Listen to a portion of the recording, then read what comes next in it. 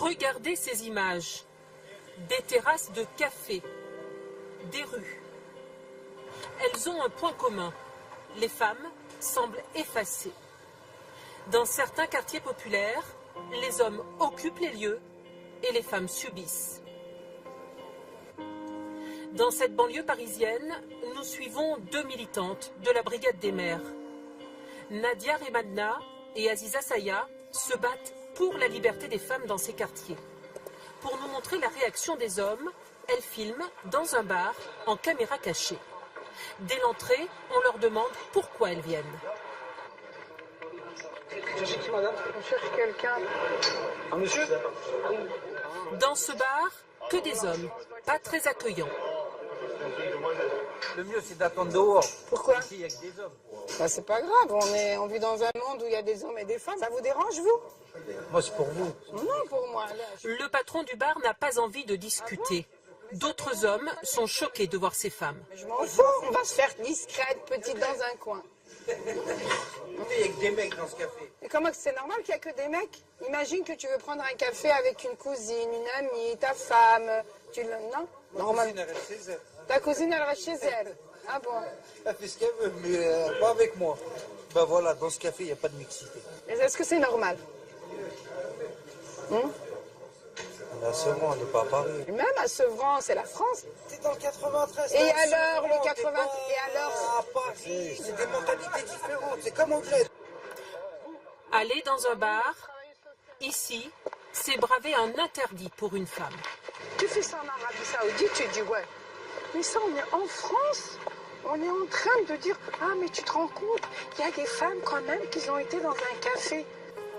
Pourquoi les hommes rejettent-ils les femmes? Un problème de tradition, de culture, mais aussi de religion, selon ces militantes.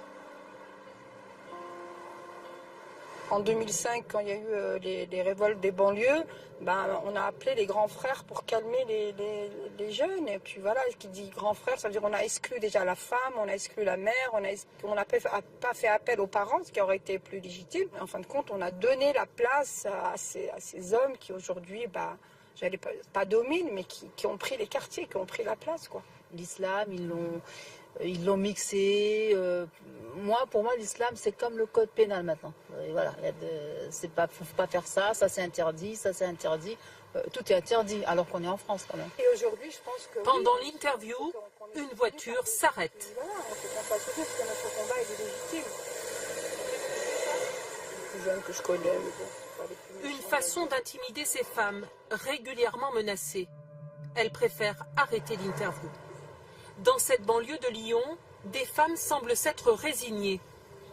Comme cette assistante maternelle qui fait tout pour ne pas se faire remarquer. On met des vêtements sombres, des pantalons, pas de jupe, pas de maquillage déplacé, de rouge à lèvres rouge, c'est pas possible. Voilà. On s'efface, on essaie de s'effacer, d'être le plus discret possible. Pourquoi? Parce qu'on a peur, tout simplement. À Rieux-la-Pape, 20% de chômage, de nombreux commerces fermés. Les maîtres des lieux sont de jeunes hommes. Peu de femmes dans la rue et notre caméra n'est pas la bienvenue. Allez, on y va les filles, on va faire quelques commerces. Des femmes ont pourtant décidé de se battre. Régulièrement, elles organisent des marches. Habitantes du quartier, de tous bords politiques, elles veulent reprendre leur place, s'imposer. Comme dans ce café fréquenté uniquement par des hommes. On ait cette notion de convivialité, oui. Voilà, oui. De convivialité, parce que c'est important dans une ville. Oui. Que ça se mélange, qu'il n'y ait pas un endroit où on passe comme ça. Il faut que tout le monde soit à l'aise, et puis aussi qu'ils amenez vos femmes, enfin. Embarrassé, le patron se défend. J'accepte les clients. J'ai pas de problème avec les femmes, ni avec les hommes, ni avec tout le monde. Mais ici, aucune femme. La priorité de l'organisatrice des marches, c'est de convaincre les habitantes musulmanes de participer.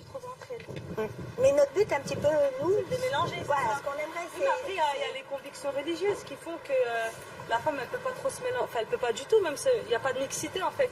Sous le regard des hommes du quartier, difficile de parler librement. En plus, on parle, ils sont pas contents parce qu'ils nous regardent de travers. Voyez où votre fille boire un café là? Certaines femmes ne comprennent pas l'intérêt de la démarche. Mais moi, je ne ressens pas le besoin, comme vous disiez, madame. Vous avez parlé de bistrot, mais il faut aller dans les bistrots. Moi, je ne ressens pas le besoin d'aller dans les bistrots. Et quand elles décident de s'installer à une autre terrasse de café, les hommes préfèrent quitter les lieux. Cette fois encore, la marche n'aura séduit qu'une seule partie des femmes. Il n'y a pas beaucoup de femmes musulmanes, elles trouvent l'idée très bien, mais elles ne nous suivent pas. Pourquoi? Bah ça, je sais pas. Hein. Ça, je sais pas. Peut-être, je sais pas.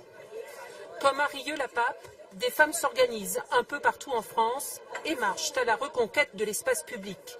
Un combat qui ne fait que commencer.